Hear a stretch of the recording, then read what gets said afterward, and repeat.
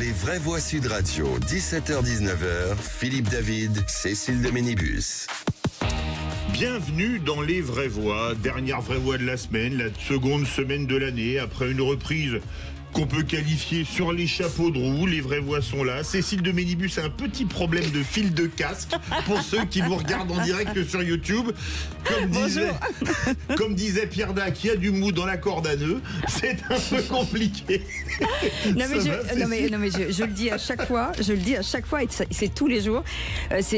Ça vous arrive aussi avec votre téléphone et vos écouteurs. Tous les jours, je range mes écouteurs, je les mets en rond bien placés et à chaque fois je les reprends. Ils sont tout en mêlés. Mais c'est le syndrome de la biscotte. Non, il y a quelqu'un qui fait ça. Il y a quelqu'un qui m'en veut. Je ne comprends pas. Alors là, moi j'ai une idée de qui c'est. C'est quelqu'un pourtant qui vous corrompt souvent pour un jeu qui s'appelle le qui c'est qui l'a dit. Oh bah ça m'étonnerait. Si, c'est très plausible justement. De toute façon, vous savez quoi? J'ai fait une relevée d'empreintes. Ah bah c'est bien. Et un test ADN aussi pendant qu'on y est. Ouais, et j'ai l'impression que c'est vous, Philippe David. En tout cas, on vous souhaite la bienvenue. On est ensemble jusqu'à 19h pour ce vendredi que l'on vous souhaite le meilleur du monde, en tout cas jusqu'à la fin. Allez, sommaire de cette émission, le grand débat du jour à 17h30. La France insoumise est vent debout contre le PS après sa décision de ne pas voter la motion de censure contre le gouvernement Bayrou. Les socialistes s'excluent de facto du nouveau Front populaire, estiment les insoumis. Alors parlons vrai, est-ce que le nouveau Front populaire est en voie d'implosion suite à son vote d'hier? Et à cette question, le nouveau Front populaire a-t-il encore une raison d'être sans le Parti socialiste? Vous dites non à 73%, vous voulez réagir? Zach attend vos appels au 0826 300 300. Notre invitée Nathalie Oziol, députée LFI de l'Hérault pour en parler. Et puis le coup de projecteur des vraies voix, le gouvernement Bayrou maintient finalement un impôt exceptionnel sur les hauts revenus dans le projet de budget 2025. À terme, il devrait être remplacé par une taxe sur les hauts patrimoines censée lutter contre l'optimisation fiscale. Alors parlons vrai, est-ce que ce nouvel impôt est une bonne idée ou va-t-il créer un nouvel exil fiscal? Et à cette question, impôt exceptionnel sur les plus riches, faut-il taxer plus tôt? Vous dites à 55% les revenus et le patrimoine, à 33% seulement les revenus et à 12% seulement le patrimoine. Vous voulez réagir sans aucune taxe, le 0826 300 300. C'est un sujet qui va plaire à Virginie Calmels. Allez, soyez les bienvenus. On est ensemble jusqu'à 19h. Les vraies voix Sud Radio. Et justement, elle est là, Virginie Calmels. Bonsoir, merci d'avoir accepté notre invitation ce soir. Bienvenue, Philippe Bilger, autour de cette table. Bonsoir, oui, ma chère bonne année, Cécile, bonne année. Mon cher Philippe. Et Ouais, je suis ravi d'avoir Virginie face à moi. Ouais, et on en attend un deuxième. Voilà. Qui est excellent également. Ouais, dans les bouchons. On vous va laisse en la profiter. surprise ou pas? On laisse la surprise ou pas? Non, allez, Nicolas Corato sera avec nous dans quelques instants, président du think tank Place de la République. Il est peut-être encore Place de la République, on ne sait pas. On ne sait pas où il est. En tout cas, on le cherche, on le piste. Il viendra nous voir, en tout cas vers nous dans quelques instants. Allez, le 0826 300 300, c'est Sandra qui est avec nous. Bonsoir Sandra. Bonsoir Sandra. Bonsoir à tous, bonsoir Cécile, et Philippe et puis Virginie. Oui. Bonne année à tous, pleine de débats riches et heureux, parce qu'on a besoin merci. de ça. Oh, vous êtes trop chou, merci beaucoup Sandra. Et vous vouliez réagir sur quoi aujourd'hui? Alors moi je veux réagir sur le pass culture et en bonne vendéenne sur l'exclusion du Puy du Fou bien sûr. Mais surtout sur le pass culture parce qu'en fait je trouve triste d'utiliser la culture comme un outil de division alors que c'est tout l'inverse. La culture, Ou de propagande, ou de propagande. Oui, ou de propagande, mais en tout cas c'est un outil normalement de partage, d'ouverture, c'est bon pour les enfants, ça leur permet de leur ouvrir l'esprit, c'est un espace commun, enfin c'est pas du tout la façon dont je vois moi la culture. Espace culture finalement il coûte quand même très très cher. Et moi j'ai regardé un petit peu comment ça fonctionnait et je trouve triste en fait qu'il n'y ait pas plus la main des enseignants. Parce qu'en fait, toutes les familles n'ont pas la possibilité, entre guillemets, d'emmener leurs enfants. Moi, j'habite en ruralité. Malheureusement, on sait très bien que la culture, on a beaucoup moins de spectacles que vous qui êtes à Paris. Et aujourd'hui, en fait, le Puy du Fou, pour le citer, moi, pour y être allé plusieurs fois, je vous assure que c'est c'est des spectacles magnifiques. Et je vais vous dire un truc, c'est qu'avec ou sans passe culture, le Puy du Fou est un succès. Ça, c'est d'abord par rapport à ce qu'il il a gagné à plusieurs reprises, et puis parce qu'il y a 2,8 millions d'entrées en 2024. Donc, je veux dire, ils font le plein. Si vous allez réserver aujourd'hui, c'est déjà très, très rempli. Que c'est abordable parce que 46 € par personne pour les personnes de plus de 14 ans pour une journée entière, avoir des spectacles magnifiques, avoir des gens qui ont fait du dressage, il y a une académie d'équitation, de fauconnerie, enfin c'est au-delà de purement la culture des enfants et c'est familial en plus. On va faire réagir les vrais ou à Philippe Bilger. Je suis absolument d'accord. Le fait que le Puy du Fou ait été exclu du pass culture, qui était déjà une idée qui n'était pas excellente, c'est un scandale. Autrement dit, l'idéologie est partout. Un mot, Virginie Calmels. Je partage le fait que nous puissions nous offusquer. J'ai présidé Euro Disney pendant quelques années et quand je suis allée au Puy du Fou, j'ai été particulièrement impressionnée par la qualité, la compétence, la propreté, l'efficacité. Donc c'est une vraie très très belle réussite française et connaissant un peu les parcs à thème, vraiment c'est bluffant et je trouve que à part effectivement pour des raisons politico-idéologiques, je ne vois vraiment pas pourquoi le Puy du Fou est exclu du pass culture. Merci beaucoup Sandra, vous restez avec nous et puis nous venons d'apprendre le décès de Didier Guillaume, vous savez l'ancien ministre de l'agriculture et qui est décédé à la suite d'un cancer à l'âge de 65 ans. Restez avec nous, on revient dans un instant, à tout de suite. Sud Radio. Sud Radio. Parlons vrai. Parlons vrai. Sud Radio. Parlons vrai. Vraie Voix Sud Radio. 17h-19h. Philippe David, Cécile de Ménibus. On vous souhaite la bienvenue, on est ensemble jusqu'à 19h. C'est les vraies voix avec Philippe David, bien entendu autour de cette table Philippe Bilger, Virginie Calmels, Nicolas Corato qui sera avec nous dans quelques instants et Félix Mathieu. Bonsoir Félix. Bonsoir Cécile, bonsoir tout le monde. Les trois mots de l'actu dans un instant, de quoi parle-t-on ? On va parler de la réunion sur les retraites ce matin, on va parler de la trêve à Gaza avec le feu vert du gouvernement Netanyahou et puis on va parler aussi de cette enquête européenne sur Elon Musk. En 3 mots, conclave, trêve et X. Tout de suite, la voix est au procureur. Les vraies voix Sud Radio, le réquisitoire du procureur, Philippe Bilger. Et monsieur le procureur, vous avez ce réquisitoire. Bayrou n'a-t-il pas fait évoluer Olivier Faure vers un François Hollande ? Oui, en fait, j'ai pu écouter le discours d'Olivier Faure hier et il me semble qu'on a le droit à un juste milieu entre la naïveté totale et la condamnation absolue.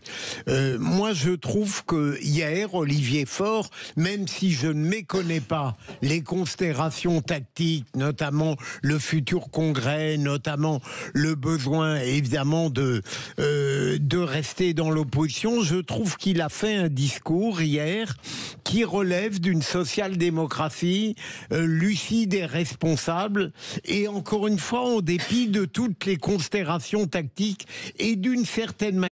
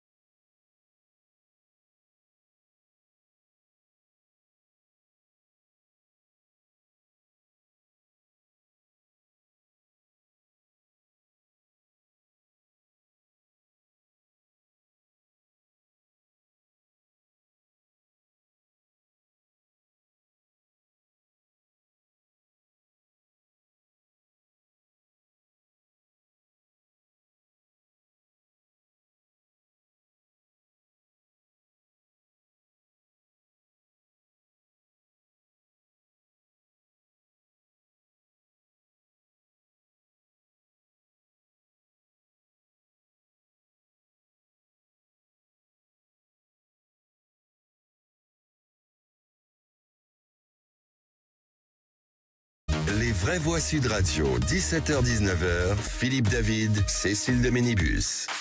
Et on vous souhaite la bienvenue en tout cas dans les vraies voix. Vous pouvez nous appeler au 0826 300 300 pour partager bien entendu la parole de nos éditorialistes du jour avec Philippe Bilger qui est avec nous, Virginie Calmels et qui est sur la route, Nicolas Corato. Ça va Nicolas Corato? Oui, ça va, c'est toujours un peu bouché. Hein, Nicolas, j'hésite entre deux trucs. Ou alors on vous prend comme éditorialiste ou comme trafic info. Je sais pas. J'hésite. Je pense que je suis meilleur sur le trafic info que sur l'éditorialiste. C'est ce qu'on pensait, connaissant vos qualités d'éditorialiste. Pour l'heure, Nicolas, pour l'heure, ça nous arrange pas. Hein. On préférait que vous soyez meilleur éditorialiste. En tout cas, ne bougez pas tout de suite. Le grand débat du jour. Les vraies voix Sud Radio, le grand débat du jour. Monsieur le Premier ministre, les raisons de vous censurer aujourd'hui sont nombreuses. Mais certains dans cet hémicycle, élus pourtant pour en finir avec le macronisme, s'apprêtent aujourd'hui à sauver votre gouvernement. Voici le résultat du scrutin. Majorité requise pour l'adoption de la motion de censure sur la majorité absolue des membres composant l'Assemblée 288. Pour l'adoption 131. La majorité requise n'étant pas atteinte, la motion de censure n'est pas adoptée. De fait, ça n'est pas la fin du nouveau Front populaire puisqu'il y a 3 forces politiques parties prenantes de cet accord en juin dernier qui votent aujourd'hui la censure déposée par les Insoumis. Le Parti socialiste qui, avec ce geste politique aujourd'hui, se sont exclus du nouveau Front populaire et de ses engagements. La France Insoumise est vent debout contre le PS après sa décision de ne pas voter la motion de censure contre le gouvernement Bayrou. Les socialistes s'excluent de facto du nouveau Front populaire, estiment les Insoumis. Alors parlons vrai. Pour vous, les socialistes font-ils encore partie du nouveau Front populaire? Et à la question du jour, le NFP a-t-il encore une raison d'être sans le Parti socialiste? Vous dites non à 75%. Vous voulez réagir? Vous êtes d'accord ou pas? On vous attend au 0826 300 300. Et Nathalie Oziol est avec nous, députée La France Insoumise de l'Hérault. Bienvenue sur Sud Radio. Merci, bonjour. Philippe Bilger. Que j'éprouve une satisfaction intellectuelle et même politique à l'idée que le discours d'Olivier Faure hier marque d'une certaine manière, je l'ai dit tout à l'heure, la scission entre les socialistes et le nouveau Front populaire n'a pas une importance considérable. Mais c'est pour ça que je suis très heureux d'entendre tout à l'heure Madame la députée.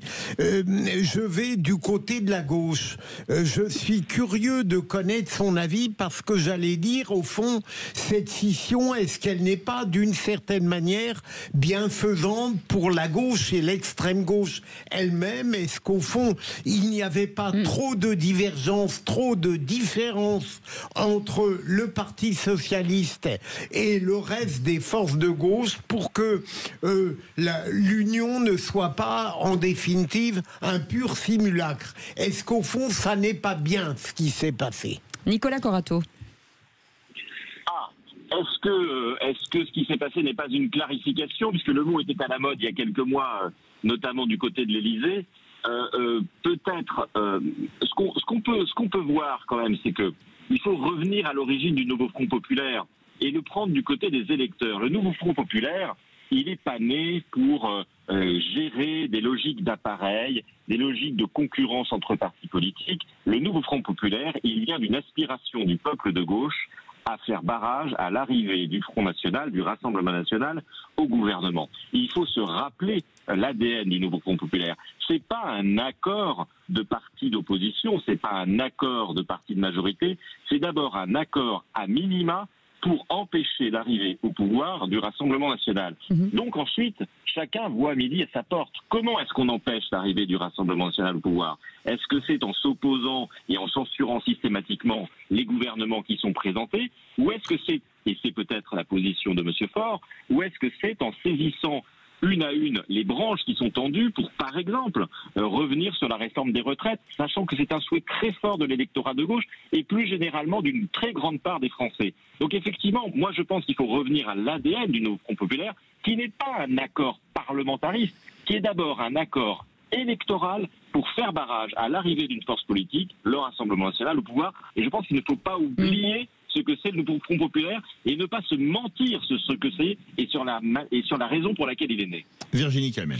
Alors, comme le disait Philippe Bilger tout à l'heure, moi je me réjouis de voir le Parti socialiste redevenir plus social-démocrate et dans l'arc républicain. Pour autant, et une fois encore, c'est pas du tout ma tendance politique, mais moi je me mets à la place des électeurs. Dans un monde ultra fracturé, l'Assemblée nationale est très divisée et on sent bien que l'avenir sera aux coalitions. Et qu'au fond, la France, qui avait un régime un peu particulier, va ressembler à ses homologues et devoir tisser des accords de coalition. Et là, une fois encore, c'est pas du tout mon bord politique, mais il faut quand même saluer le fait qu'il y a eu une vraie coalition, négociée dans un temps très court. Pour moi, un peu le mariage de la carpe et du lapin, mais ils ont eu quand même un projet. Ils ont réussi à accoucher en l'espace de en 2 ou 3 jours d'un projet. Donc on peut se dire que les électeurs qui ont fait le choix de personnes qui avaient une étiquette Front populaire adhérer d'une certaine façon à leur projet. Et moi, alors là, pour le coup, qui ai fait 6 ans de politique, je suis pas au bout de mes surprises. Moi, je trouve très choquant, mais vraiment très perturbant, des personnes qui se font élire à un instant T sur un certain projet ou dans certaines conditions, et pardon de le dire, mais les socialistes ont un peu sauvé leurs fesses sur un certain nombre de circonscriptions en s'alliant avec, dans ce nouveau Front populaire. C'est quand même très compliqué d'imaginer face à ces électeurs, une fois encore, que quelques mois plus tard, finalement, on tourne le dos à l'étiquette, parce que d'une certaine façon, ils avaient une étiquette avec un projet pour faire autre chose. Et moi, ça, quelque part, ça me choque, parce que si demain, c'était la droite, qui est plutôt ma famille politique, qui faisait la même chose, je me sentirais flouée. Donc, je trouve que pour la France et pour mes convictions, je préfère que le PS se détache, mais vis-à-vis des électeurs, moi, je pense qu'on est encore en train de creuser un fossé, mais vraiment gigantesque, entre les électeurs et la classe politique, et que beaucoup de gens vont se sentir trahis. De la même façon, les électeurs du Rassemblement national en juin se sont sentis trahis par un front républicain. Donc en fait, à force de trahir les électeurs, moi j'ai quand même très peur qu'à terme, il n'y ait plus d'électeurs, beaucoup d'abstentionnistes, et que tout soit possible dans notre pays. Nathalie Oziol, députée LFI de l'Hérault, merci en tout cas d'être là. Et quand on écoute ce qui est dit autour de cette table, est-ce que finalement le nombre de députés à l'Assemblée nationale aux alentours de 66, on vous les doit finalement ? En tout cas, je voudrais d'abord réagir en disant qu'on n'a que la moitié du tableau si on définit le nouveau Front populaire comme étant uniquement fait pour empêcher l'arrivée de l'extrême droite au pouvoir et sa majorité absolue. C'est effectivement un des objectifs, et de ce point de vue-là, nous avons plutôt réussi, puisque nous avons empêché qu'il y ait une majorité absolue du Rassemblement national. Mais effectivement, nous avions aussi un projet programmatique.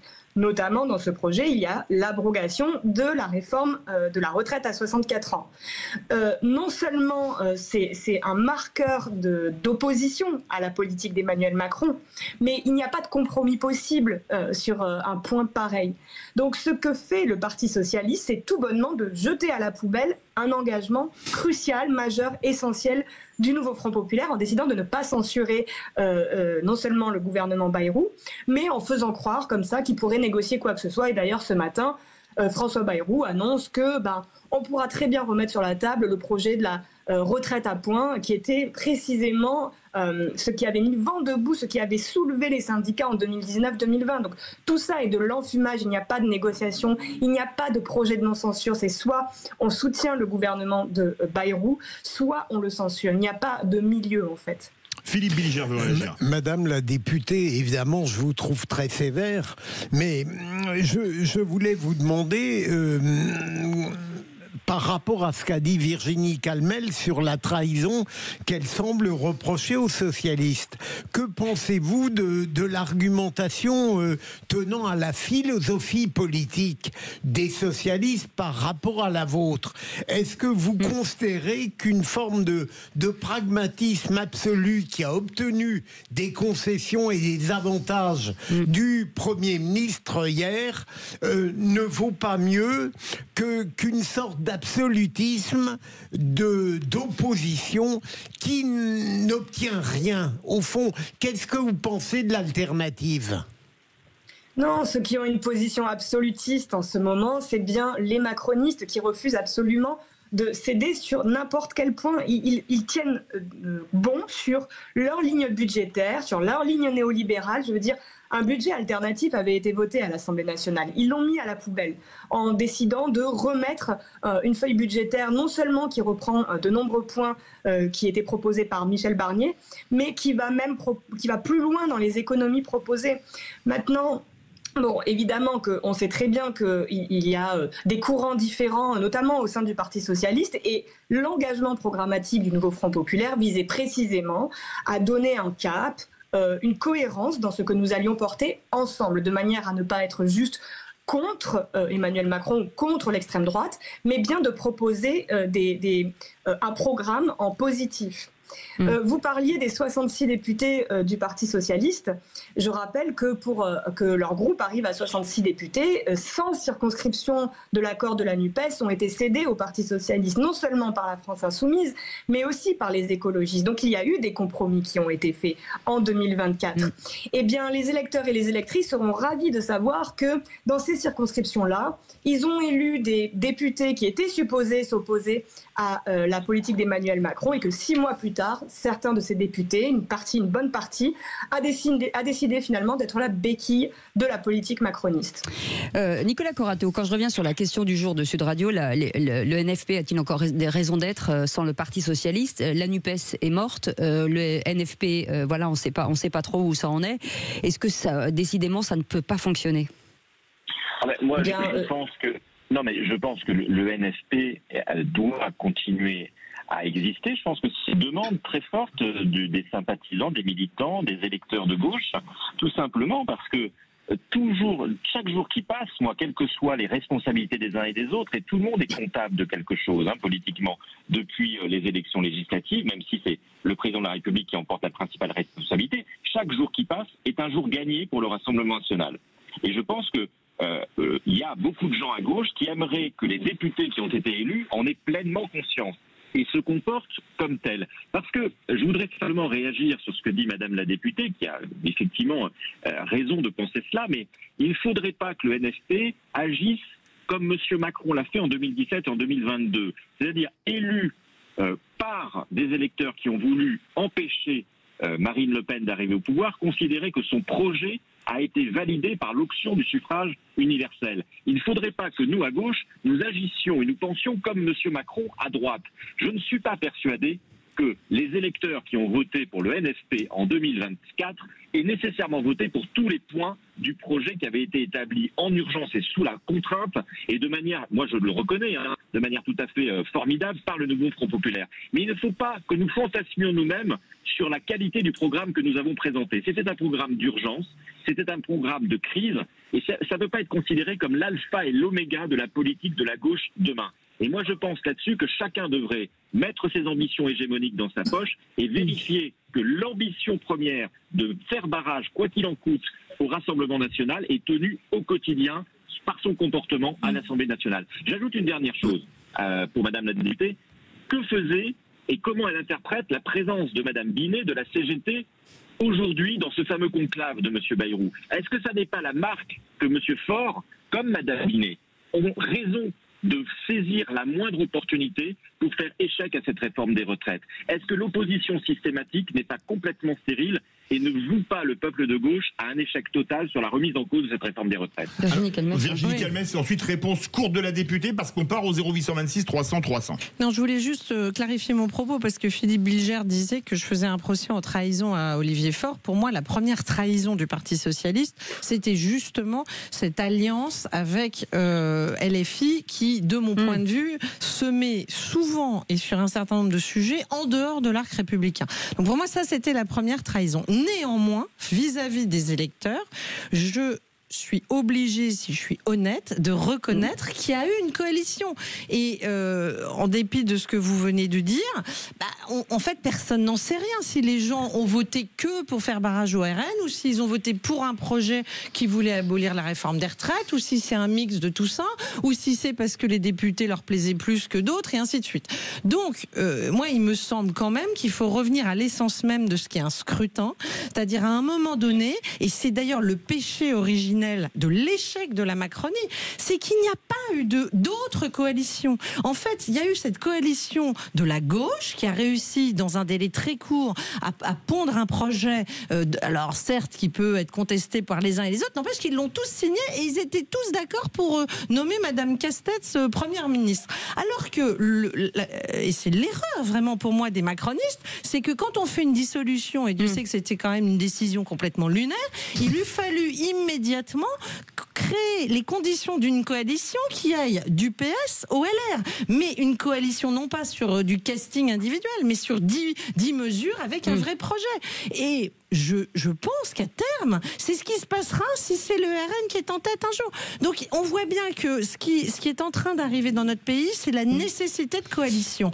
C'est quand même compliqué que dès qu'on a un exemple de coalition, ça ne tienne pas et ça explose, parce que ça veut dire qu'on n'est absolument pas fait pour des coalitions, et donc ça veut dire qu'on sera dans une impasse qui peut conduire à une crise de régime. On retrouve Sandra au 0826 300 300. Sandra, qu'est-ce que vous en pensez? Le NFP, il a encore une raison d'être sans le PS? Alors, moi j'ai entendu, tout le monde a dit plein de choses. Je suis assez d'accord sur le désamour des Français aux élections, et ça va être de pire en pire si on continue, ça c'est sûr. C'est plus un écart, ça devient un canyon entre les élus et les partis politiques et la population, juste parce qu'en fait on vit un moment de crise. Je veux dire, dans le quotidien des gens, ça devient extrêmement difficile. Des entreprises ferment. Donc en fait, se poser la question si le fait d'être copain, pas copain, plus copain, je veux dire, on n'en est plus là. Moi, je trouve que là, Monsieur Faure, même si c'est vraiment pas mon bord, prend ses responsabilités. Oui, il va peut-être manger un bout de son chapeau, mais en fait, il va peut-être manger son chapeau pour que des Français puissent voir un petit peu quelque chose arriver, quoi. Il y a un moment, en fait, il faut arrêter les égos, arrêter les intérêts particuliers. Et ça va de tout bord, parce que moi je suis plutôt à tendance LR, et j'ai été engagée LR, mais quand je vois Bruno Le Maire qui a été copiné à droite, à gauche, je veux dire, on en a dans tous les bords aujourd'hui, dans tous les bords. Donc en fait le RN, on peut leur cracher dessus, on peut ne pas être d'accord avec leurs idées, mais en fait, en attendant, le fait que personne ne veut se mettre avec eux, finalement, ils sont toujours droits dans leurs bottes. Nathalie Osiol, députée LFI, pardon. Allez-y. Non, Nathalie Osiol, pour répondre notamment à Nicolas Corato sur la présence de Sophie Binet, et pour répondre à Sandra, pour vous, la présence de Sophie Binet, elle a raison, il faut y aller pour essayer d'attraper la moindre petite opportunité pour revenir sur la réforme des retraites. Deuxièmement, pour répondre à Sandra, vous pensez que ça va creuser le désamour des politiques? Et troisième question, est-ce que le NFP, c'est fini? Alors, je pense qu'en réalité, le Parti socialiste a tendu un sacré piège aux syndicats en ouvrant la possibilité d'une négociation dont tout le monde sait que rien ne va aboutir. Si cette réforme avait dû être abrogée, elle l'aurait été. Le Parti socialiste demandait même la suspension. Ils ne l'ont pas obtenue. Ils se sont fait balader, ils se sont fait enfumer. J'ai entendu, moi, Sophie Binet dire qu'elle maintenait que cette réforme des retraites devait être suspendue. Ce n'est pas en allant discuter, en faisant semblant de négocier comme ça des choses qu'on n'obtiendra pas, que cette réforme sera abrogée. Ensuite, je tiens à rappeler quand même que dans le nouveau Front populaire, la France insoumise, les écologistes, le groupe des communistes et des ultramarins et 8 députés du Parti socialiste ont voté la censure. Donc en fait, je veux bien qu'on dise que certains ont pris leurs responsabilités, ils se sont surtout marginalisés et ont fait un pas de côté. Et enfin, je voudrais dire que ce qui a fait monter le Rassemblement national, c'est précisément les trahisons, les reniements. Marine Le Pen arrive au second tour après le quinquennat François Hollande, par exemple.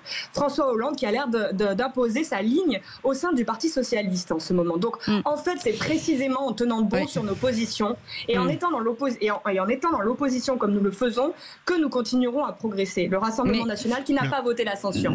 Madame la députée, c'est quand même dommage d'avoir des menaces, en tout cas de la France insoumise, de dire puisque c'est comme ça, on va mettre des gens en face de vous aux élections. En fait, les Français, je pense qu'ils s'en foutent complètement et qu'ils ont certainement envie qu'on s'occupe d'eux plutôt que des petites batailles d'appareils. Est-ce que vous êtes d'accord? Ouais. Mais c'est ce que vous faites. C'est ce que vous faites en tout cas. Lorsque, dans le programme du nouveau Front Populaire, nous avons parlé de l'abrogation de la réforme des retraites, on pourrait parler de l'augmentation des salaires, on pourrait parler de l'urgence de la bifurcation écologique, de rétablir l'ISF, etc. Tout ça nécessite en fait qu'on tienne bon, pas qu'on soit dans du compromis, parce qu'on a vu en fait ce que c'était la politique d'Emmanuel Macron. C'est exactement l'inverse de tous les points que je viens de mentionner. CF, les débats budgétaires qui ont montré à quel point les macronistes ne veulent pas du rétablissement de l'ISF, ne veulent pas de l'augmentation des salaires. Et donc, en fait, il n'y a pas de compromis possible parce qu'on ne peut pas couper la poire en deux entre rétablir ou ne pas rétablir l'ISF. Merci. Donc, effectivement, lorsque les électrices et les électeurs nous ont donné un mandat pour défendre tout cela, eh bien, nous continuerons de le faire. Merci beaucoup, Nathalie Osiol, d'avoir été avec nous, députée LFI de l'Hérault. Vous restez avec nous dans un instant, le Qui c'est qui l'a dit, avec Sandra. Sandra, vous êtes prête ? Ah oui. Ah oui. Ah, vous dites oui. Nicolas Corato aussi. Oui. Est-ce que vous pouvez couper le micro de M. Bilger? Mais je vais perdre. J'appelle la direction tout de suite. À vaincre sans péril, on triomphe sans gloire. Vous inquiétez pas, tout est sous contrôle. Allez, à tout de suite. Les vraies voix Sud Radio, 17h-19h. Les vraies voix Sud Radio, 17h-19h. Philippe David, Cécile de Ménibus. Soyez les bienvenus, c'est les vraies voix jusqu'à 19h avec Philippe Bilger, avec Virginie Calmels et la grande inconnue du jour. Est-ce que Nicolas Corato arrivera un jour dans ce studio ? Et il est là, Nicolas Corato. Oui, il arrive. Ça se produira un jour, je vous assure.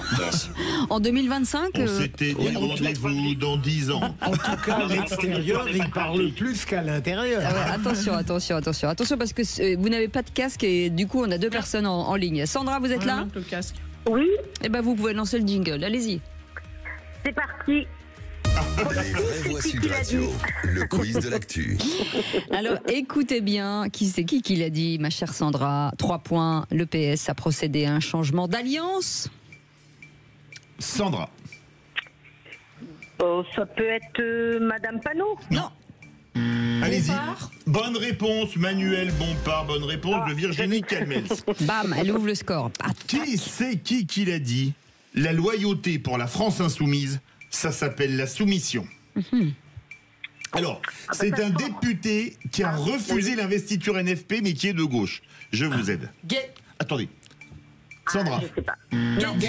Guedj, elle l'a dit juste avant. Elle l'a dit avant. Hein. Non, j'avais fait Guy. C'était quoi, Guy J'ai fait un Guy. J'ai un faible pour vous. Hein. Non, pardon, j'ai surtout coupé avant Sandra. Donc, pardon, Sandra. Question, qui c'est qui l'a dit ? 3 points à François Bayrou après le rejet de la censure. Bravo l'artiste. Sandra. C'est quelqu'un qui est d'une région pas très éloignée de la vôtre et qui est connu pour ses petites phrases. Non, j'ai pas dit ça. C'est pas mal. C'est parti. Non. Oh bah non, elle est en Vendée. Si alors, je vous dis, il est à Vichy. Philippe de Villiers, non. Si je vous dis la Chine. Raffarin. Là, c'est Philippe Bilger qui a été un poil plus rapide. Largement. Non, n'exagérons rien. Un peu plus. Je demande la télé. Qui c'est qui l'a dit à 3 points ? Je savais que certains étaient venus au NFP par pur opportunisme. Je pense à François Hollande et d'autres. Je pensais au moins qu'Olivier Faure était convaincu par le programme. Sandra. Ouf. Ça calme. C'est un éleviste, donc les Clémentine Autain. Non. Coquerel. Bonne réponse. Coquerel. Éric Coquerel. Bravo. C'est fini.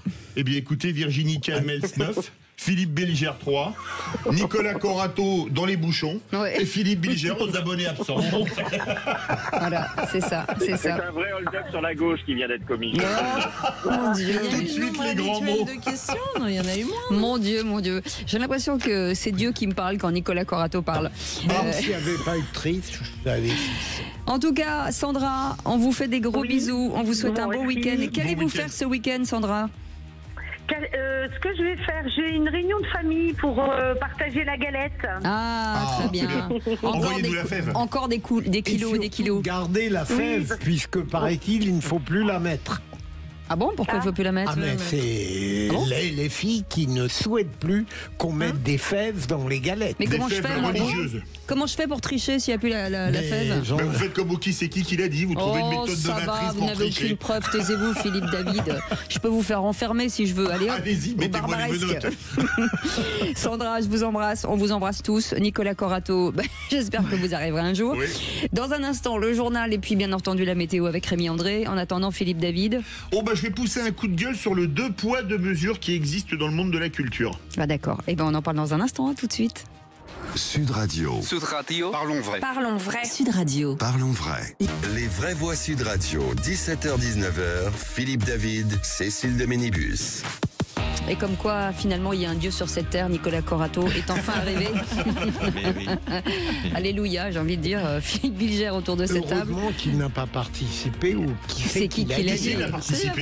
Non, mais c'est bien, Nicolas. Il a tenté. Virginie Calmel, c'est là. J'ai vu que vous étiez vraiment complètement parti à gauche. Je me dis, il faut vous laisser la joie du repenti. Ça fait un peu mafieux, les repentis quand même. Allez, on vous souhaite la bienvenue. Tout de suite, on écoute le 0826 300 300 avec Geoffrey qui est avec nous de Valenciennes. Bonsoir Geoffrey. Cécile. Bonsoir Geoffrey. Bonsoir Nicolas, bonsoir Philippe. J'espère que vous allez bien. J'espère que vous êtes remis. J'avais il y a quelques temps, vous étiez malade. J'espère que vous avez repris du poil de la bête. Écoutez, ça va mieux. C'est terrible le Covid. Enfin, la Covid. Je l'avais pas eu. Je peux vous assurer que il me l'a bien fait payer. Et vous vouliez revenir sur l'Arcom qui n'est pas impartial, selon vous. Écoutez, il n'est pas impartial, c'est complètement un déni de nos fondamentaux sur la liberté d'expression et la pluralité de ce qu'on peut écouter aujourd'hui. Quand vous savez aujourd'hui que l'Europe nous a mis en place le DSA, le Digital Service Act, qui consiste à réguler les activités des plateformes numériques. Ce DSA, il a été mis entre les mains de qui? Alors je pense que M. Thierry Breton doit se gargariser, entre les mains de l'Arcom. Ce qu'il faut savoir, c'est que l'Arcom, c'est eux qui décident de ce qu'on doit écouter, pas écouter, ce qui est bon à dire, pas à dire. C'est-à-dire que, par exemple, je vous donne un exemple, comme vous avez le Covid, à l'époque, on disait que la vaccination ne diminuait pas les risques de transmission, c'est que vous étiez un fact-checker. Donc, c'est-à-dire que l'Arcom, concrètement, vous censurait. Donc, par exemple, quelqu'un comme M. Florent Philippot, qui a eu quand même pratiquement tout bon, on lui disait, non, tout ce que vous disiez, c'est du fact-checker, c'était l'Arcom qui décidait de ça. Et donc, le DSA a été mis entre les mains de l'Arcom, et il faut comprendre le mécanisme qui est le président de l'Arcom. Comment est-ce qu'il est élu? C'est simple, il est élu par le président de la République. C'est un peu orienté. Mais donc il est nommé, parce que Sénat, quand on n'est pas élu par une seule personne, on est nommé. Non, mais laissez-moi finir. Je sais qu'on va rentrer en contradiction, monsieur Philippe, mais je sais très bien. Le président de la République, le président du Sénat qui, lui, élit 3 personnes, et le président de l'Assemblée nationale qui, à son tour, également, choisit 3 personnes. Donc à partir du moment où l'Arcom, le président de l'Arcom, est élu par des gens qui sont tous d'accord avec la majorité présidentielle, je veux dire, ça limite complètement la pluralité de ce que vous pouvez écouter. Je vais vous donner un exemple très concret, après je vous laisserai la parole, parce que je sais que... parce qu'on a un petit temps, allez-y, vite. D'accord. Par exemple, je vais vous donner un exemple. Moi, j'étais pas de droite, pas de gauche, j'étais plutôt de gauche et de droite, j'étais plutôt écolo, j'étais plutôt communiste, j'étais un peu tout dans ma façon de vivre. Et puis à un moment, je me dis, c'est bizarre quand même. Il y a des gens que j'aimerais bien écouter un peu plus, entendre un peu plus, mais on leur donne pas la parole. Et là, dernièrement, l'Arcom a décidé des nouvelles règles du temps de parole, et quelqu'un que j'écoute plus particulièrement, comme Florent Philippot évidemment, on lui dit, vous pouvez venir sur mon plateau, mais vous avez 17 secondes de temps de parole. Qu'est-ce que vous voulez qu'il dise en 17 secondes? Invitez-le sur TF1, comme vous invitez Bardella, comme vous invitez des gens de la majorité présidentielle. Donnez-lui 20 ou 25 minutes de temps de parole, et puis on va voir ce que ça va donner aux prochaines élections. Quand on lui donne 17 secondes de temps de parole, on peut que le rayer en disant « Ouais, monsieur Florent Philippot, il est mort ». La vie, il est mort. Si vous lui donnez pas la parole sur les grandes chaînes, et qui décide de ça? C'est l'Arcom. Et moi, vous savez, aujourd'hui, Sud Radio, vous faites encore partie des gens qui offrent une certaine pluralité dans ce qu'on peut écouter, comme sur Toxin, parce que j'aime beaucoup Toxin, et qui est, je ne veux pas dire ceux qui ont salle de chez vous, mais vous avez quelques gens de chez vous qui participent on n'a plus le temps, David. Geoffroy, on n'a pas le temps. On n'a même pas le temps de faire répondre les vraies voix. Alors en 10 secondes, Philippe Bilger. Non, mais j'ai des choses à reprocher à l'Arcom, mais je ne lui aurais pas reproché le peu de temps qu'elle accorde à Florian Philippot. Un petit mot, Nicolas Corato. Il y a beaucoup de choses à dire. Peut-être simplement préciser que quand on veut aller contre les décisions de l'Arcom, il y a un recours possible. L'Arcom n'est pas seul à décider. On peut toujours faire un recours contre une décision de l'Arcom. Virginie Calmels. Bon, c'est vrai que là, Direct 8, Énergie 12, ça a quand même choqué. Peut-être un petit peu beaucoup. C8, pardon, je suis vieille école, moi. C8 et Énergie 12, ça a quand même profondément choqué. Et pas que ça. Donc ça interroge à minima. Merci beaucoup, Geoffroy, en tout cas, pour votre message dans un instant. Le coup de gueule de Philippe David. Oh, j'ai quelques doutes sur la culture. J'adore le orage au désespoir. L'espoir aux vieillesses ennemies. Neige donc tant vécu. Que pour cette infamie. Allez, on y va. Sud Radio. Parlons vrai. Parlons vrai. Sud Radio. Parlons vrai. Sud Radio. Parlons vrai. Les vraies voix Sud Radio, 17h-19h, Philippe David, Cécile de Ménibus. Bienvenue dans les vraies voix. Autour de cette table, Philippe Bilger, Virginie Calmels, Nicolas Corato et David Habib est avec nous, député Lyotte des Pyrénées-Atlantiques. Bonjour monsieur le député, merci d'avoir accepté notre invitation. Nous voulions revenir sur la disparition de Didier Guillaume, ministre de l'Agriculture et de l'Alimentation entre 2018 et 2020. Je sais que vous avez travaillé sous sa direction dans l'équipe de campagne à l'occasion de la campagne de Manuel Valls en 2016. Oui, des primaires. Bonjour. Je connaissais Didier Guillaume bien avant. Je l'ai connu comme président du groupe socialiste au Sénat.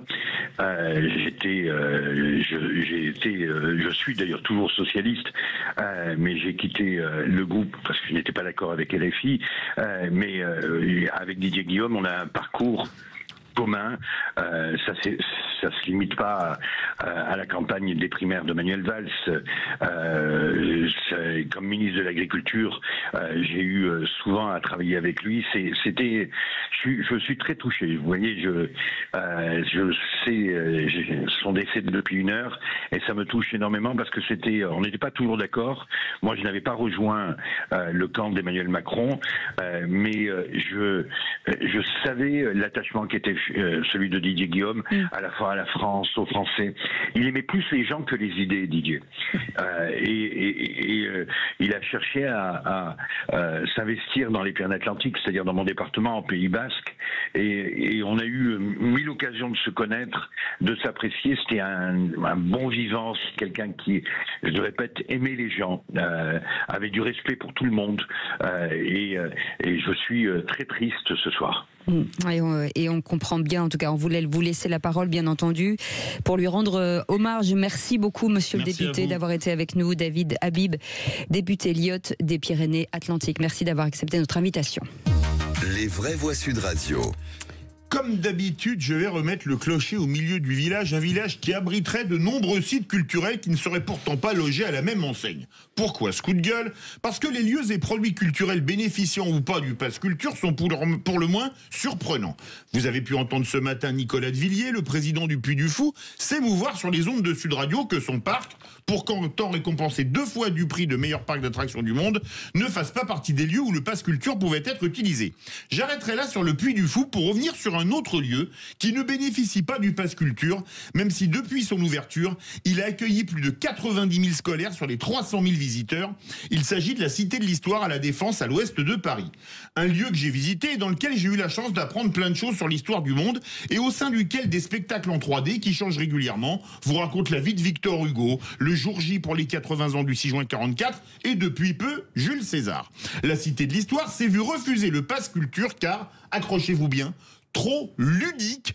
Info vérifiée auprès du patron de la Cité de l'Histoire, François Nicolas. Pourtant, quoi de mieux pour faire aimer l'histoire aux enfants que la rendre ludique, puisqu'on s'intéresse plus facilement aux choses ludiques qu'aux choses réparbatives. Et ce n'est pas le seul cas, puisque le spectacle Bernadette de Lourdes, qui retrace la vie de Bernadette Soubirous, ne bénéficie pas non plus du pass culture, tout comme Éternel Notre-Dame, produit par la même société que la Cité de l'Histoire, alors qu'elle permet de découvrir en 3D l'histoire de la cathédrale, de la pose de sa première pierre au dramatique incendie de 2019, mais peut-être certains ne voulaient-ils pas se voir être accusés de diffuser un passe culture chrétienne. Pourtant, le même passe culture marche pour la fête de l'humanité, bien connu pour sa totale neutralité politique, mais il est vrai que les fumées de merguez et les t-shirts de Che Guevara, c'est autrement plus culturel que l'histoire, qu'elle s'écrive avec un petit ou avec un grand H. vous avez là une nouvelle fois, je trouve Philippe totalement raison. Il est anormal d'avoir, comment dirais-je, choisi des spectacles au regard de l'idéologie. Et je note que ce sont les historiens médiocres qui reprochent à l'histoire d'être parfois anecdotique. Un immense historien, Fernand Braudel, n'avait absolument aucun mépris pour l'histoire chronologique et anecdotique dès l'instant qu'elle s'ajoute à l'histoire plus profonde. Virginie Calmels. Oui, j'ajoute qu'en plus, tout ce qui est ludo-éducatif est complètement dans l'air du temps. C'est ce qu'il nous faut. On a envie de mobiliser nos enfants qui développent leur culture générale, leur connaissance historique. S'ils peuvent le faire en ayant l'impression de s'amuser un peu et avec des nouvelles technologies, puisque là, on est sur du 3D, 4D, etc. Moi, je trouve ça fabuleux et j'ai été effarée, parce que vous me l'apprenez, d'entendre que la fête de l'UMA faisait partie du pass culture. Alors là, vraiment, je suis effarée. Qu'on puisse ne pas traiter les uns et traiter d'autres. Enfin, en fait, c'est l'inégalité. Je crois que plus généralement, c'est ça qui fait une partie de la révolte des Français en ce moment, c'est de sentir des inégalités sur tout un tas de sujets. Et des absurdités surtout. Oui, l'absurdistan. Oui. Moi, je vais vous dire d'abord deux choses. Moi, je suis complètement opposé au principe et au dispositif du pass culture. Je pense que c'est une négation de la politique culturelle qui devrait plutôt aller au site, au projet et non pas aux consommateurs, et qu'on puisse avoir une offre. Le président de la République est partisan de la politique de l'offre. Il faut être du côté de l'offre culturelle plutôt que de celle de la consommation. Première chose. Deuxièmement, vous dire, mes chers amis, que vous venez de découvrir que la culture était un fait politique. Bravo. Effectivement, tout est politique. Effectivement, mais on espère toujours, Nicolas Corato. Longtemps, mais particulièrement depuis Monsieur Gramsci, qui était un théoricien communiste, est un lieu de combat culturel, un lieu de combat politique. Et oui, la fête de l'UMA est un fait culturel, un haut fait culturel. À la fête de l'UMA, vous avez pu entendre Johnny Hallyday, qui n'était pas complètement un islamo-gauchiste, à plusieurs reprises chanter, tout comme Léo Ferré. Oui, les lieux de culture, Lourdes est un lieu de culture. Oui, bien sûr, la Grande Mosquée de Paris est un lieu de culture, mais ces lieux de culture sont irrigués d'orientation politique, d'orientation confessionnelle, d'orientation religieuse, et c'est tout à fait normal. Tout est culturel et tout est politique. Si on met le pass culture pour la fête de l'UMA, il faut le mettre pour le Puy du Fou, pour la Cité de l'Histoire, pour tout le reste. Pour Éric Zemmour devant le Mont-Saint-Michel. Et puis peut-être pour la quête, la messe le dimanche. Amen.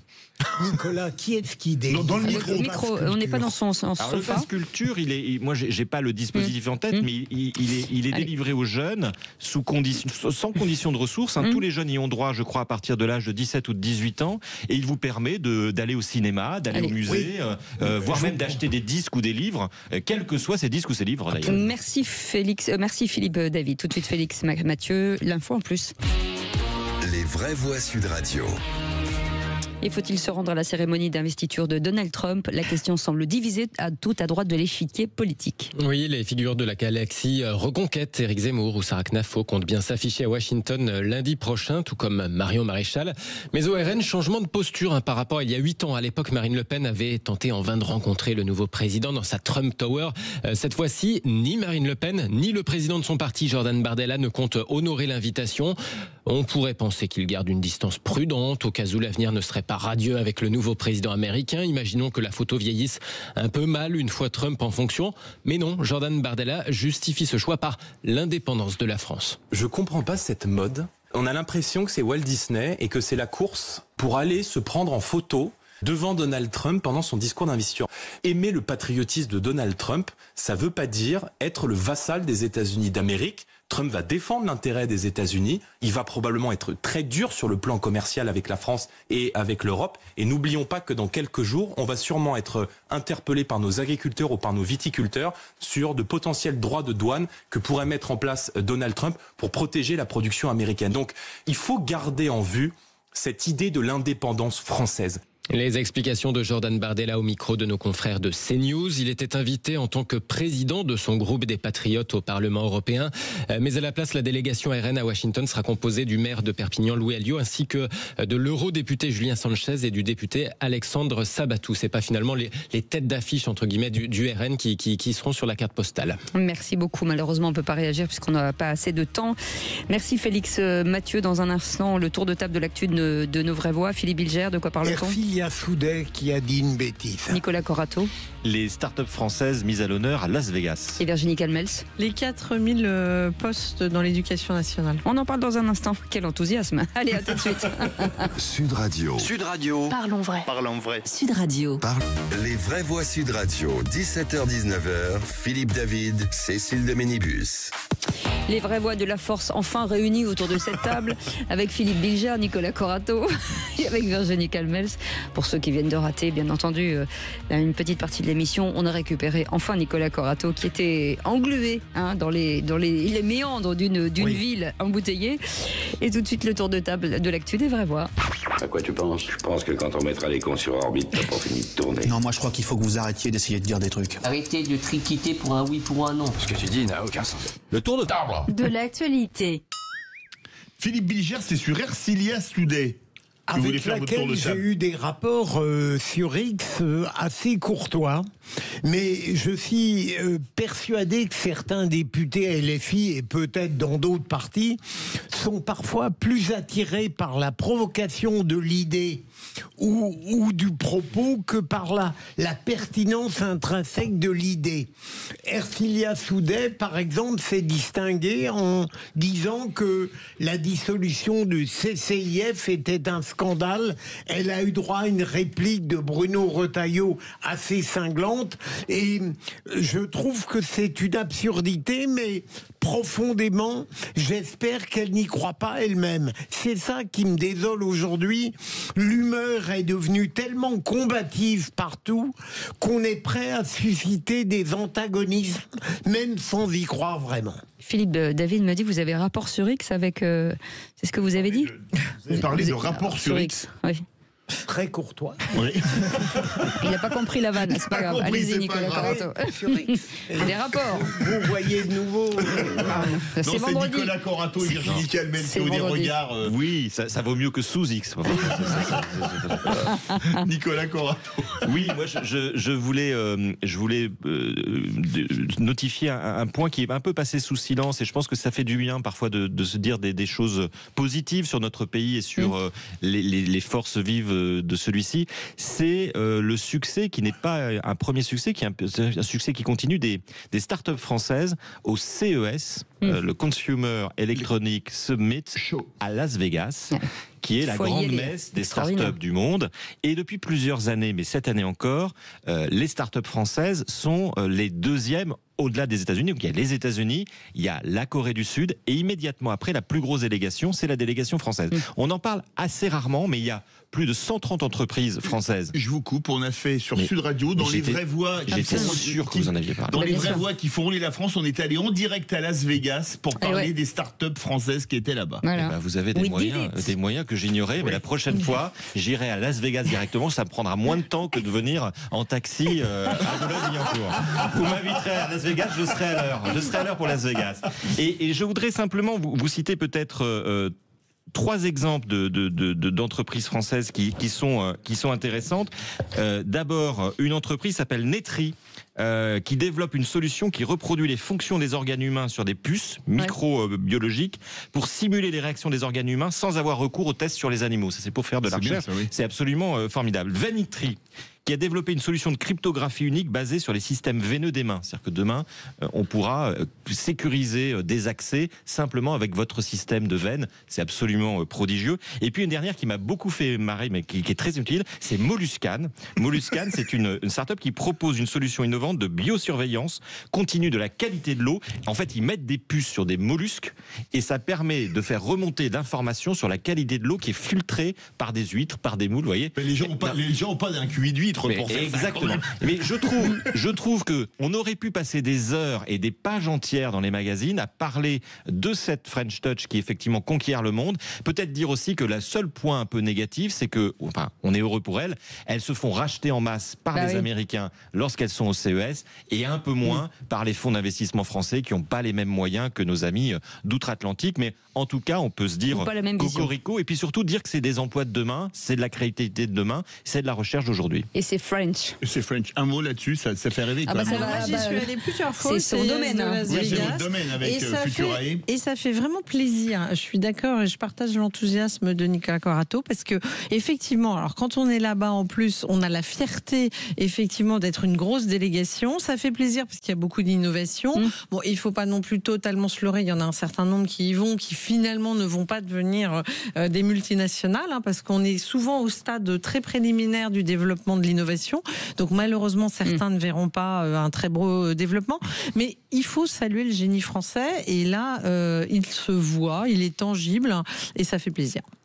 Moi, Las Vegas, ça me fait toujours penser au déhanché de Philippe Bilger quand il chante Viva Las Vegas, Elvis, c'est quelque chose de tellement génial à voir. Donc, il y a une deuxième chose importante. Ça vous inspire quoi, Philippe, les startups ?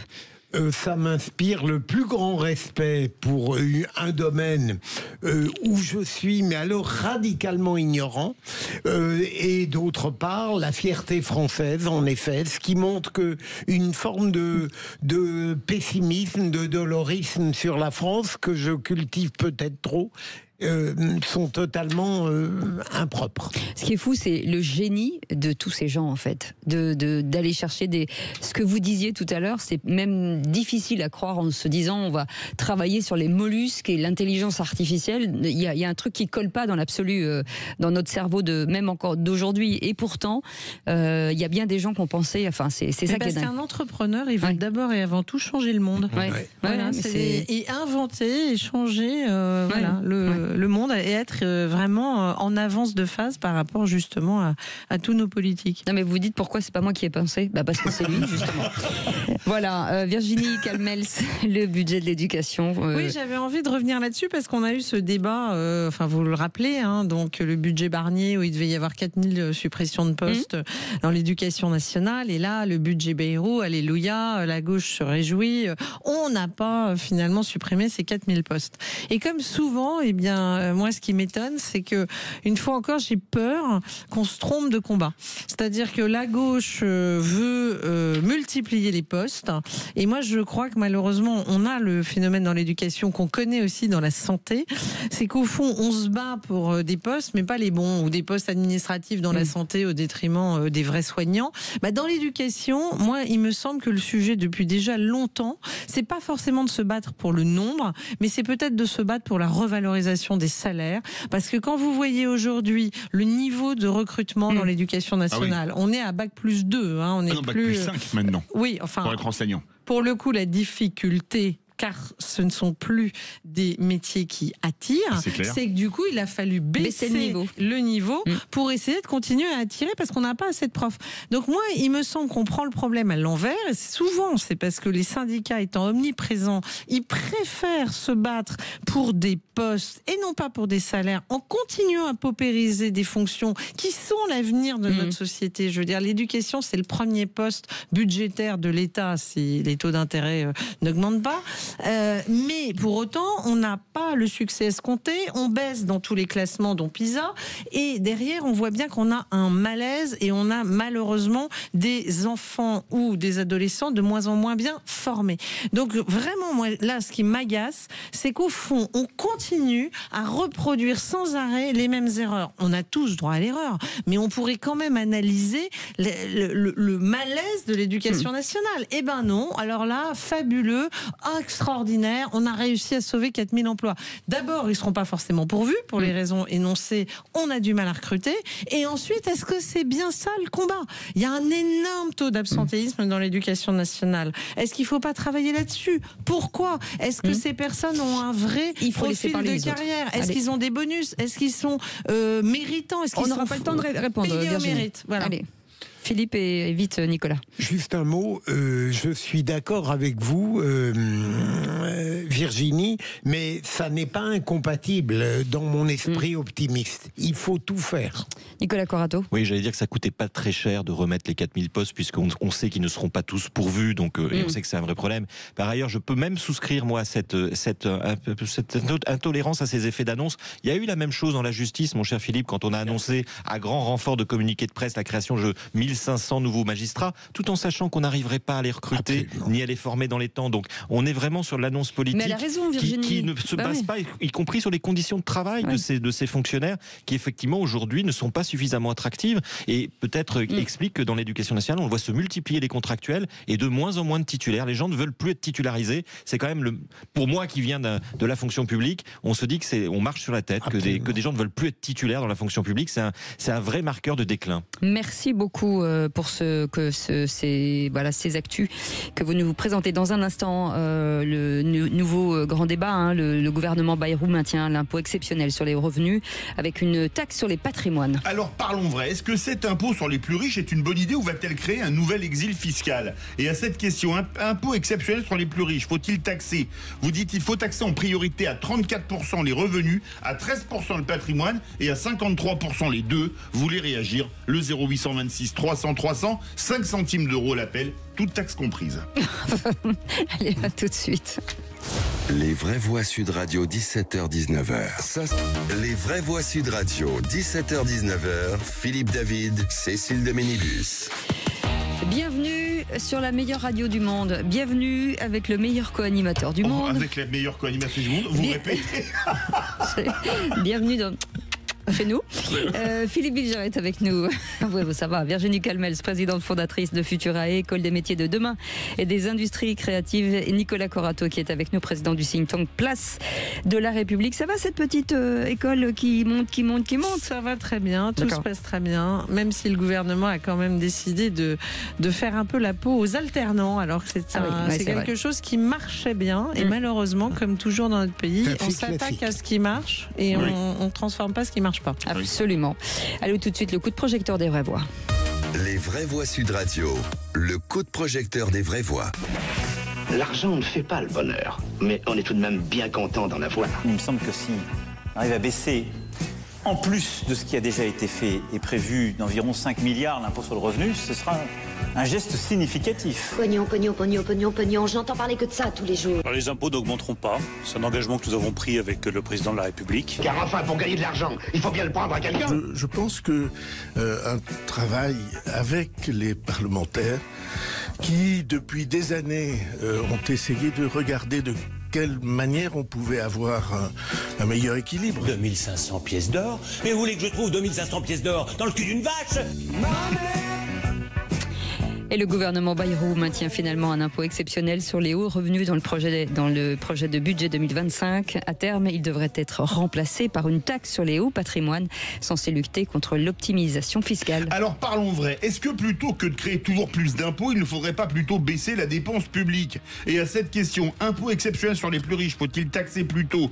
Vous dites à 34% les revenus, à 13% le patrimoine et à 53% les deux. Vous voulez réagir? Et si vous pensez qu'il ne faut rien taxer du tout même, appelez-nous au 0826 300 300. Et je me tourne naturellement vers Philippe Bilger. Philippe, je me demande d'abord si tout cela n'est pas encore une fois, et on comprend bien que la conjoncture politique y prête, une concession à la vision sociale de la gauche. Je veux dire, évidemment, le fait d'avoir dissocié les socialistes pour l'instant du nouveau Front populaire va entraîner certainement, peut-être avec démagogie, un certain nombre de concessions de la part de François Bayrou. Deuxième élément, à supposer que je sois compétent dans ce domaine, je dirais que je serais assez sensible à l'impôt sur les patrimoines plutôt que sur les revenus, dans la mesure, et je le dis avec précaution devant deux spécialistes, où j'estime que les revenus relèvent davantage du travail et de l'énergie individuelle, tandis que le patrimoine, c'est quelque chose qui vous arrive en quelque sorte sans qu'on l'ait mérité. Pardon pour l'infirmité du propos. Permettez-moi, on peut faire un patrimoine grâce à son travail. Oui, j'entends bien, mais en général, bon... Alors moi, je suis parle heureux bien des d'entendre plus-values et Philippe des Bilger dividendes. aujourd'hui, mais j'espère que ça durera, rendre hommage notamment à la théorie de l'égalité des droits. C'est vrai que quand on est plutôt à gauche et plutôt égalitariste, on considère que le capital, c'est quand même une des premières marques d'inégalité, puisque ça fait partir les hommes, les êtres humains, dans la vie, avec une grande différence entre ceux qui n'ont rien que la force de leurs bras ou de leur intelligence pour progresser, et puis ceux qui partent déjà avec un patrimoine. Ça ne veut pas dire qu'il faut annihiler ce patrimoine, ça veut dire simplement qu'on peut le faire un peu plus contribuer pour rétablir une forme d'égalité entre les citoyens.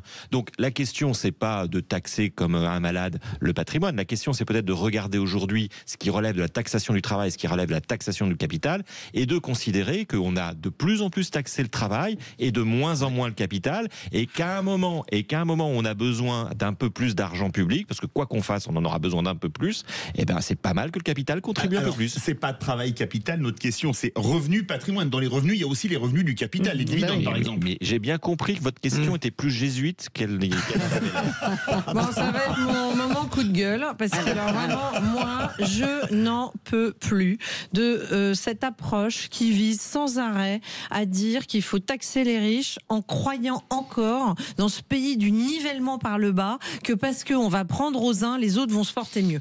Moi, je veux moins de pauvres, je veux pas moins de riches. Première remarque. Deuxième remarque, c'est l'économie pour les nuls. Je suis désolée, mais qui crée de l'emploi dans ce pays? C'est les entrepreneurs, on en a parlé, on les a salués. Les salariés. Les salariés aussi, mais pardon, il y a un moment donné où ça a été modélisé. Pourquoi le patrimoine est moins taxé que le travail? Parce qu'il y a une autre prise de risque, et parce qu'à un moment donné, on a besoin d'investissement. C'est quoi la prise de risque des enfants de Bernard Arnault? Mais non, mais une fois encore, là, on est sur l'héritage. Non, mais là, on est sur l'héritage. Moi, s'il ne tenait qu'à moi, on pourrait tout transmettre en franchise d'impôts, et j'irais plus loin. Si on voulait que l'argent circule, on donnerait la possibilité aux grands-parents et aux arrière-grands-parents de donner largement, voire au-delà de son devoir de parents aux grands-parents. Moi, je dirais qu'au-delà d'un certain âge, on pourrait même déshériter des enfants, donner à d'autres enfants qui seront peut-être pas dans des familles qui sont bien dotés, et ainsi de suite. Donc moi, j'irai beaucoup plus loin là-dessus. Mais troisième point, pardon, mais il y en a marre que la France soit tout le temps en train de réfléchir à comment on va emmerder des gens qui réussissent quand nos voisins, parce qu'on vit pas dans un monde, on n'est pas isolé. L'Italie, Madame Meloni, elle a compris, elle est en train de faire de son pays un Eldorado de gens qui réussissent. Il y a un montant d'impôt qui va paraître colossal pour beaucoup de gens, 200 000 €, et tout frais payés, tout compris, le capital, le travail, tout, l'ISF, les plus-values, etc. Et bien, qu'est-ce qui se passe en Italie? Vous avez plein de gens qui quittent Londres pour aller s'installer à Milan, parce qu'aujourd'hui, il y a un ruling fiscal qui cartonne. Rappelez-vous ce qu'avait fait le Portugal sur les retraités. On a 10 ans d'exonération d'impôts. un des plus beaux pays du monde. Il y a énormément de gens qui rêveraient de venir s'installer en France. Nous, au lieu d'attirer les riches, au lieu de se dire qu'il faudrait que plein de riches venus du monde entier s'installent en France avec un ruling fiscal qui leur serait peut-être favorable, mais on oublie, parce qu'on regarde le petit bout de la lorgnette, que c'est pas que la ligne ISF ou la ligne, c'est la ligne consommation. Ces gens-là, ils ont un chauffeur, ils ont une femme de ménage, ils font travailler machin, ils dépensent, qu'ils viennent dépenser chez nous, au lieu de mettre dehors les riches qui vont aller dépenser ailleurs. Alors moi, ça me rend dingue, parce qu'à la fin des fins, je finis, à la fin des fins, on va perdre au lieu de gagner. Donc c'est des faux, ça c'est il n'y a jamais de fin avec Virginie. C'est des faux impôts. Au lieu d'avoir des recettes fiscales, on va perdre encore des recettes potentielles. Peut-être dire, je vais caricaturer votre pensée, c'est la mienne qui va être caricaturale, mais quand même, vous nous dites le ruissellement, ça ruisselle. Et ça ruisselle. Non, pas enfin, vous avez décrit le ruissellement. Bon, on a bien vu que le ruissellement, ça ruisselait très peu, sauf effectivement à créer une société de domestiques. Moi, c'est pas la vision de la société que j'ai. Moi, je ne suis pas persuadé que demain, demain, les citoyens français auront vocation à travailler pour les hyper riches. Deuxièmement, tout le monde ne peut pas être ingénieur non plus. On préfère les avoir au chômage. Je préfère des citoyens plutôt que des domestiques. Deuxièmement, vous nous parlez de l'exemple italien. Et vous avez raison. Là, le fameux dispositif d'impatrié qu'a mis en place Madame Meloni a énormément de succès en Europe, ce qui prouve que nous avons beaucoup de travail à faire en Europe pour l'harmonisation fiscale. Il faudrait qu'on arrête de se battre entre Européens et de se faire de sailler des croupières entre partenaires. Mais vous dire quand même qu'avant de prendre cette décision, Madame Meloni en a pris une autre. Elle a supprimé le RSA. Et donc, effectivement, supprimant le RSA, elle peut baisser les impôts pour les plus riches. Mais on voit bien que quand on supprime les impôts pour les plus riches, quand on supprime des rentrées fiscales, on supprime des dépenses, et notamment des dépenses sociales. Mais il faut d'abord baisser la dépense publique mais je peux être d'accord avec vous avec ça. Moi, je ne parlais pas d'une grande révolution où on allait mettre tous les riches dans des usines pour les rééduquer. Je parlais simplement de ramener une sorte d'équilibre entre ce qu'on prend sur le travail par rapport à ce qu'on prend au capital. Et je pense que depuis plusieurs années, et pas que depuis M. Macron, on pourrait mettre aussi une politique fiscale de monsieur Hollande en cause, on a beaucoup plus pris aux travailleurs fiscalement qu'au capital. Mais attendez, et que, à mon sens, ça devrait être rééquilibré. Mais je n'ai pas dit le contraire. Mais je n'ai pas dit le contraire. C'est ce qu'il vient de dire. Mais non, mais il avait voulu imposer le capital au niveau du travail. Rappelez-vous bien, la taxe à 75%, le début de son mandat, c'est une catastrophe. Non, c'est pas une catastrophe. Parce que qu'est-ce qui s'est passé au tout début du mandat de François Hollande? Je suis bien placé pour le savoir. J'avais Goldman Sachs comme actionnaire. C'est que vous aviez tous les fonds de pension américains, les gros investisseurs internationaux qui disaient stop, on ne va plus en France. Et pour le coup, je ne suis pas macroniste, mais il faut rendre à César ce qui appartient à César. Emmanuel Macron a rétabli une forme d'attractivité économique de notre pays en réattirant les investisseurs en France, justement parce qu'il fait la flat tax. Donc moi, quand j'entends encore aujourd'hui que quand un truc a marché, on va revenir en arrière, on va nous faire la vieille lune totalement démagogique de prendre 30 secondes. On est en train de parler de 350 personnes parce qu'on a mis des seuils très élevés sur le patrimoine ou le travail. Donc voilà. C'est grotesque. Oui, mais c'est ce qu'a dit Philippe Bilger. C'est de la démagogie pour faire plaisir. Si je suis de droite ou gauche. Allez. Dramatique. Les amis, c'est déjà ça de gagner, Philippe. On a progressé. J'avais pourtant plein d'espoir de se dire qu'on allait peut-être passer ce week-end ensemble. Visiblement, ça va être compliqué. Merci beaucoup, Philippe Bilger. Merci beaucoup, Nicolas Corato, qui a fini par arriver, bien entendu. Merci beaucoup, Virginie Calmels. On vous souhaite un excellent week-end. Merci d'avoir été avec nous. Et dans un instant, notre Alex Priam. Bonsoir, Alex. Bonsoir, Alex. Bonsoir à tous. Salut les vrais voix. Belle soirée rugby en vue. Ah oui, très belle soirée de rugby, effectivement, avec de la Pro D2 ce soir, comme d'habitude, comme tous les vendredis soirs. Et puis, cette dernière journée de Champions Cup qui va commencer ce soir et qu'on poursuivra tout le week-end avec des grands objectifs pour les clubs français, notamment pour l'Union Bordeaux-Bègles et pour le Stade Toulousain, mais pas seulement. Dans un instant, sur Sud Radio, on sera avec Philippe Spanghero autour notamment du multiplex Pro D2 et de ce match à venir entre Béziers et Angoulême. Et bon, comme tous les vendredis, on sera là. Merci beaucoup, passez un très bon week-end. On vous retrouve lundi avec les vraies voix. Merci beaucoup à Maxime, merci beaucoup Justine, merci beaucoup Aude, Félix et Nelly, notre équipe formidable, et on vous retrouve lundi à partir de 17h. Passez un très bon week-end. Bien dans mon immeuble.